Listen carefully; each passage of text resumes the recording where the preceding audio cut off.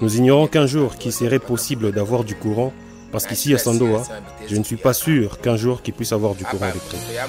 D'ailleurs, ma fille a accouché la nuit dernière, entre 2h et 3h, avec des lampes torches. Avec ce genre de phénomène, comment espérer qu'un jour il y aura du courant? Moi personnellement, je suis de 1970. Nous avons des enfants qui vont à l'école et depuis un moment, il y a les cours de soir. Mais c'est difficile pour eux de mieux évoluer sans électricité. On a besoin d'électricité, avec quoi nous pouvons nous lancer dans plusieurs activités. Sans ces derniers, nous sommes dans l'obligation de nous contenter de la pêche et de l'agriculture. Personnellement, je suis pessimiste par rapport à ces projets d'électrification à Sandoa. Étant donné que j'ai vécu longtemps sans courant et voir que nos hôpitaux sont sans courant et que ma fille vient d'accoucher dans ces mêmes conditions, cela me laisse sans mots. En amenant ma fille à l'hôpital, aux environs de 1 heure, j'ai dû utiliser des lampes torches sur la route. Et c'était dur de trouver les médicaments qui m'ont été demandés toujours à cause de l'électricité. Comme vous dites être en mesure de nous apporter des panneaux solaires, c'est une bonne chose. Ça permettra d'éclairer notre ville de Sandoa. Comme vous dites que vous allez nous fournir du courant électrique, alors faites-le. Parce que nous sommes dans une grande obscurité.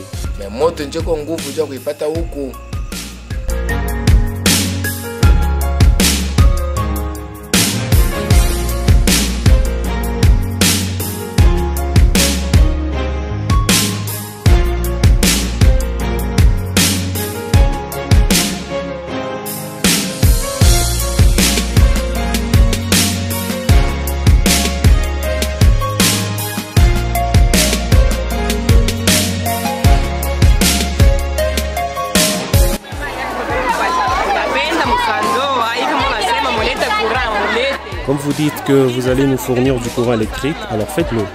Parce que nous sommes dans une grande obscurité et trop en arrière par rapport aux autres villes. Amenez-nous du courant afin que nous puissions aussi avoir de la lumière et aller de l'avant. Observez le marché dans lequel je vends. Si vous pouvez nous en construire un autre, on dit que Sandoa fait partie du Katanga. Mais apparemment, ce n'est pas le cas parce que nous sommes trop en retard par rapport aux autres. Nous souffrons beaucoup par rapport au problème des courants et de la route. C'est ce qui nous dérange le plus. Prendre les marchandises à partir de Lubumbashi pour les apporter à Sandoa est très difficile. Il nous arrive de faire 1 ou 2 semaines, parfois jusqu'à 1 mois en route. Les enfants étudient avec des bougies et nos vivres pourrissent dans les congélateurs et parfois nous les consommons ainsi. Nous demandons à notre papa gouverneur de nous aider avec la route, avec le courant et même de l'eau.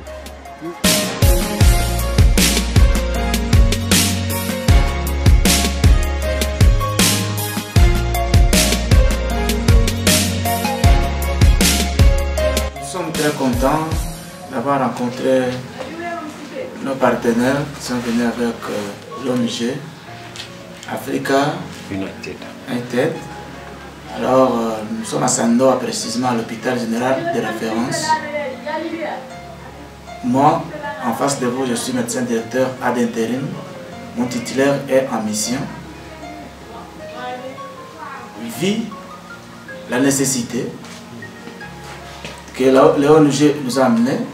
Nous avons dit, accepter à ce que nous puissions être en collaboration et en contact avec l'ONG et le projet qu'ils ont, c'est un projet qui est très important pour nous, parce que nous, l'hôpital, nous avons des travaux que nous faisons la nuit, surtout en énergie, et nous ne savons pas le faire. Des fois, nous utilisons des lampes torches, des lampes à téléphone, mais parlant de notre hôpital, nous n'avons pas en fait de l'énergie qui peut nous aider. C'est ainsi que nous faisons une plaidoyer auprès de nos partenaires, commençant par notre gouverneur, et aussi les bailleurs de fonds de nous assister parce que le courant est très nécessaire pour la vie et pour la survie de l'hôpital.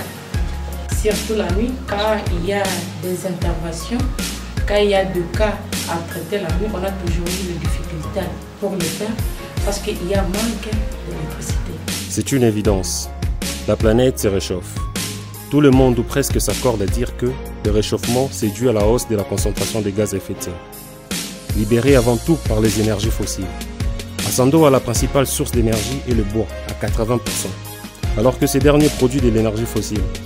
C'est dans cette optique qu'Africa United a signé un contrat de partenariat avec la société AEG, dont la vision est Don't Live Without Electricity, propose ensemble une solution palliative en commençant par l'éclairage, assuré par le kit Firefly, des systèmes d'énergie renouvelable photovoltaïque hybrides à partir de 1 MW jusqu'à 100 MW et de l'eau potable pouvant assurer le besoin présent dans nos différents milieux ruraux.